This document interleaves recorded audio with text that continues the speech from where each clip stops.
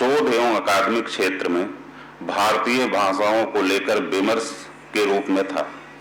यह कार्यशाला का आयोजन भारतीय भाषा समिति, शिक्षा मंत्रालय, भारत सरकार द्वारा अनुदानित रहा।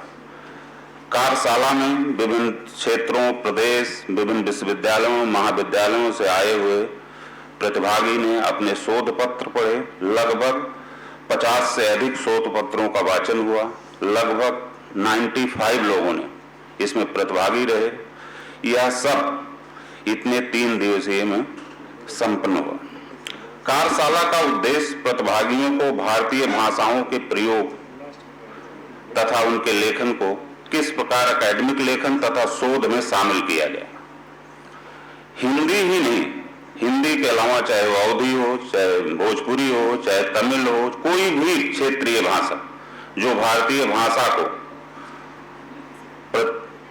प्रतिबिंबित करती है, वो सब भाषाएं इस कार्यशाला में मुख्य रूप से विषय के रूप में रही। पहले दिन इस कार्यशाला का उद्घाटन प्रोफेसर सुरेंद्र दुबे सर के द्वारा, जो कि पूर्व कुलपति सिद्धार्थ विश्वविद्यालय कपिलवस्तु के द्वारा किया गया, जिसमें अति विशिष्ट अतिथि के रूप में डॉक्टर गंगा प्रसाद शर्मा, जो अध्यक्ष के रूप में रहे, आर.पी. पाठक, लाल बहादुर शास्त्री संस्कृत विश्वविद्यालय से, तथा राजेश श्रीवास्तव, पूर्व वरिष्ठ प्रबंधक और हमारे संस्थापक बाबूजी के सुपुत्र, कार्यशाला की अध्यक्षता कर रहे थे। उस समय उस सेशन में प्रोफेसर आर.पी. पाठक सर।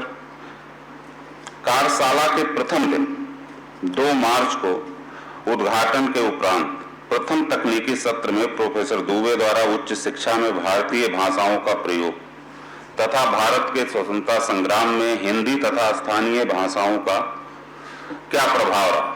हम सब जानते हैं कि 1826 में पहला हिंदी का समाचार पत्र प्रकाशित हुआ था। तो हमारे स्वतंत्रता संग्राम में हिंदी का बहुत बड़ा योगदान रहा। पूरी स्वतंत्रता संग्राम की लड़ाई उत्तर भारत में हिंदी में लड़ी, और चाहे वो मराठी रही हो, चाहे बंगाली रही हो, उन भाषाओं का योगदान रहा। भाषा ठीक उसी प्रकार है जैसे समाज है। भाषाओं का भी संस्कृतिकरण होता है। भाषाएं भी परिवर्तनशील हैं, भाषाओं का स्वरूप बदलता है, लेकिन जो भावना है वो एक जैसी रहती। इसी क्रम में उसी दिन दूसरे सत्र में भारतीय भाषाओं में शोध संभावनाएं के विषय पर शर्मा सर द्वारा हिंदी विषय में पहली कविता की चर्चा की कि पहली कविता जो लिखी गई थी वो हिंदी में लिखी गई थी। उसी की काफी अन्य भाषाओं में हुई कि कविता का प्रचलन बढ़ा। उसी सत्र में हिंदी तथा स्थानीय भाषाओं में शोध ग्रंथ को कैसे लिखा जाए, कैसे उसमें आगे चलकर, ताकि बच्चों को, किसी को भी, चाहे अंतर्जाल के माध्यम से, चाहे शोध ग्रंथ के माध्यम से, किसी प्रकार की समस्या न हो। प्रथम दिन के अंतिम सत्र, चतुर्थ तकनीकी सत्र में भारतीय भाषाओं में शिक्षा एवं प्रशिक्षण के विषय पर बोलते हुए भारतीय भाषाओं के प्राचीन ग्रंथों की चर्चा तथा बच्चों को पढ़ाने से ज्यादा आवश्यक है कि कैसे पढ़ा जाए, मोड ऑफ यानी सीखने की कला पर ध्यान दिया गया। ये कार्यशाला फिर दूसरे दिन, द्वितीय दिन, प्रथम चरण में भारतीय भाषाओं में अनुसंधान शोध प्रविधियों पर चर्चा की गई। मुख्य वक्ता के रूप में डॉक्टर गौरव तिवारी जी ने बदलते प्रवेश में हिंदी में शोध ग्रंथों के लेखन पर चर्चा की, पुस्तक समीक्षा तथा अंतर्जाल के विषयों पर विस्तृत चर्चा की। उसी दिन भारतीय भाषाओं के शोध में अंतर्जाल की उपयोगिता पर एक विस्तृत रूप से चर्चा हुई। मुख्य वक्ता के रूप में प्रोफेसर श्री प्रकाश मिश्र जी द्वारा इंटरनेट में उपस्थित भारतीय भाषाओं में लिखे गए शोध पत्रों तथा शोध ग्रंथों की उपलब्धता पर चर्चा की गई।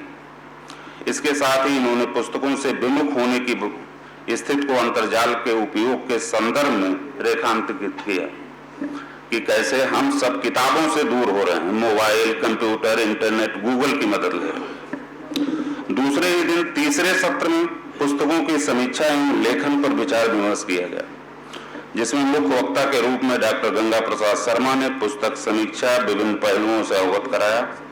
इसी सत्र में हमारे प्राचार्य प्रोफेसर ब्रजेश पांडे सर की लिखित पुस्तक डॉक्टर अंबेडकर के जीवन तथा दर्शन की समीक्षा की गई। दूसरे दिन के अंतिम सत्र चौथे सत्र में वैश्वीकरण के दौर में भारतीय भाषाओं के विषय पर बोलते हुए मैं खुद तथा हमारे सहयोगी तथा संतोष सर ने कहा कि हिंदी के साथ साथ अन्य भारतीय भाषाओं की में बाजार की भाषा बनाने में इंटरनेट की महती भूमिका रही।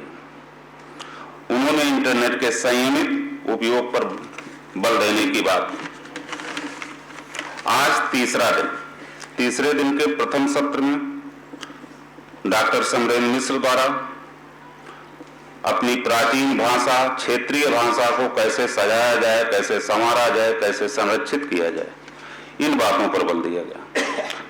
डॉक्टर राणा तिवारी ने उल्लेखित किया कि कैसे हम हिंदी और इंग्लिश को मिला रहे हैं, हिंग्लिश कर रहे हैं, भाषाओं का किस प्रकार अवमूलन अथवा गिरावट हो रही। उन्होंने जर्मनी तथा रूस के संदर्भ में बातें की और जैसा कि हम लोग जानते हैं वहां की लगभग 80% राइटिंग सब जर्मन, रसियन इन भाषाओं में रहती है, जबकि हमारे यहाँ कोई भी चीज लोकल लैंग्वेज में नहीं लिखी जाती जो राष्ट्रीय अंतर्राष्ट्रीय स्तर पर हो। इसी क्रम में डॉक्टर विजयानंद सर ने अपनी बात रखी और मौलिकता भाषाओं की, उनके रख रखाव की, उनके व्याकरण की चर्चा की। दूसरे सत्र में डॉक्टर अनूप चंद्र श्रीवास्तव तथा डॉक्टर राम पांडे ने विस्तृत चर्चा की कि हिंदी के साथ साथ भोजपुरी, अवधी इन भाषाओं का कैसे विकास और संरक्षण किया जाए। अंत में डॉक्टर निरंकार त्रिपाठी ने एक रोचक जानकारी दी कि हिंदी को बचाने के लिए क्या क्या किया जाए। इसके साथ साथ गौणी भाषा या भोजपुरी भाषा को भी देहात के लैंग्वेज में कैसे संरक्षित किया जाए।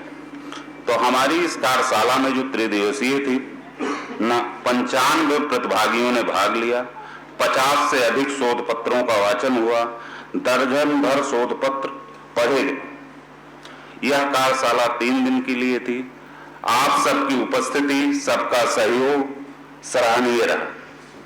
बढ़-चढ़ लोगों ने भाग लिया, हमारे विद्यार्थियों ने, हमारे मेहमानों ने, हमारे सीनियर जूनियर सब ने। इन सब के लिए हम आपका तहे दिल से धन्यवाद करते हैं। बहुत धन्यवाद आनंद जी। और बिना विलंब किए अब मैं